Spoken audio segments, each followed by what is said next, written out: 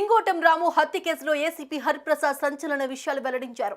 అసలు రాముని ఎందుకు చంపారు? రాముకు కాల్ చేసిన మహిళ ఎవరు? ఆమె ఎందుకు కాల్ చేసింది?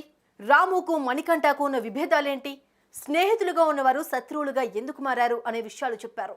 సిఎంఆర్ ఫ్యామిలీ మాల్ ఇప్పుడు మన కేపీహెచ్బీలో ఫిబ్రవరి 10వ తేదీన ప్రముఖ నటి శ్రీలీల గారిచే ఘన ప్రారంభం.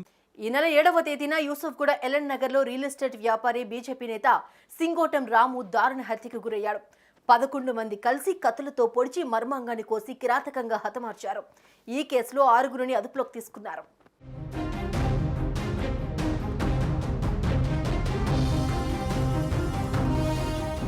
వాస్తవానికి రాము, మణికంఠ, వినోద్ ఎప్పటి నుంచో స్నేహితులు. ఈ ముగ్గురు రామిరెడ్డి నగర్ పరిసర ప్రాంతాల్లో జువా అనే ఆట ఆడతారు. ఆ ఆటతో ముగ్గురికి పరిచయం ఏర్పడింది. ముగ్గురు కలిసి రియల్ ఎస్టేట్ వ్యాపారం చేశారు. ఓవైపు రియల్ ఎస్టేట్ వ్యాపారం చేస్తుండగానే మరోవైపు జువా గేమ్లో రాముకు బాగానే డబ్బులు వచ్చాయి. దీంతో ఆర్థికంగా బలపడ్డాడు.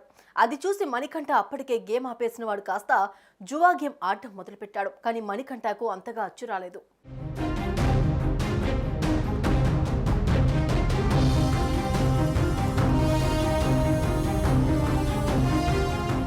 ఈ క్రమంలో రాము, మణికంఠకు మధ్య 20,000 విషయంలో గొడవ జరిగింది.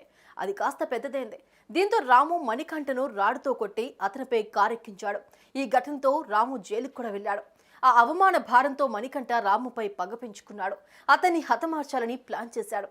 హత్యకు సంవత్సరం ముందే గుల్బర్గా వెళ్లి కత్తులు, మారణాయుధాలను కొనుగోలు చేశాడు. వాటిని ఇంట్లో దాచిపెట్టాడు.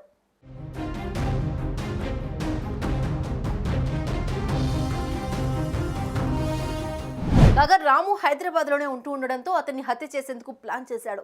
అందుకు వినోద్ సాయం కోరాడు. వినోద్ కూడా అతనికి ఓ ఐడియా ఇచ్చాడు. మహిళతో కాల్ చేయించి హతమార్చాలనుకున్నాడు. అందుకు నజీమా అనే మహిళను ఎంచుకున్నాడు. నజీమా ఎవరు అనే విషయానికి వస్తే హిమాంబి, నజీమా ఫ్రెండ్స్. హిమాంబి గతంలో బ్రోతల్ హౌస్ నడిపేది. కాగా నజీమాతో వినోద్ ప్రేమలో ఉన్నాడు. ఈ క్రమంలో రాముకు కూడా నజీమాతో సంబంధం పెట్టుకోవాలనుకున్నాడు. ఇదే మణికంఠకు ప్లస్ పాయింట్ అయింది.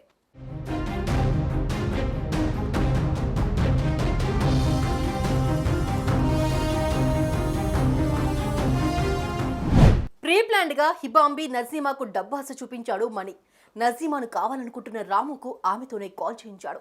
ఇంటికి రప్పించాలని కోరాడు. దీంతో నజీమా రాముకు కాల్ చేసింది. ఆమె ఇంటికొచ్చిన రామును అక్కడే ఉన్న 11 మంది రౌండప్ చేశారు. కత్తులతో పొడిచి హత్య చేశారు. అనంతరం రాము ఫ్రెండ్ కు వీడియో కాల్ చేసి మృతదేహాన్ని చూపించారు. అలాగే బయటకు వెళ్లి టపాసులు కాలుస్తూ సంబరాలు చేసుకున్నారు.